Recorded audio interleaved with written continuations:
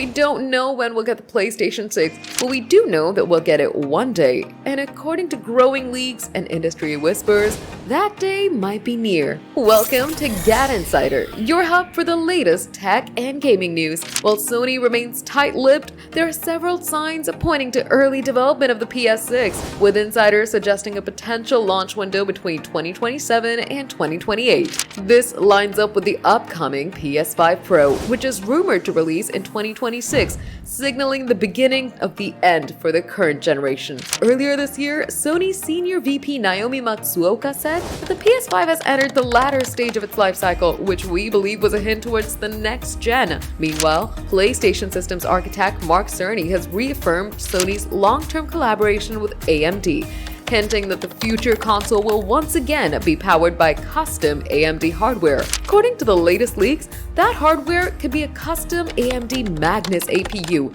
a chip that's reportedly built to push performance far beyond what the PS5 can handle. Rumors suggest it'll bring serious GPU upgrade and perhaps even full 8K gaming, or at the very least, smoother and more efficient resolution. We're already excited for this. Adding fuel to the speculation, a now-canceled Blade Runner game was allegedly being developed for Gen 10 consoles releasing in 2027. It's not confirmed, but it gives the idea that developers are already preparing for Sony's next big thing. Former PlayStation boss Shuhei Yoshida added his voice to the discussion, saying 2028 feels right for the PS6 launch. Of course, expectations are high, and PlayStation 6 has already started making the buzz. We're so ready to see when exactly it'll get launched. Gamers around the world are eagerly waiting as well. What do you think about this? Drop your thoughts in the comments. If you love this news, smash that like button, subscribe to GadInsider, and hit the bell icon for more tech updates.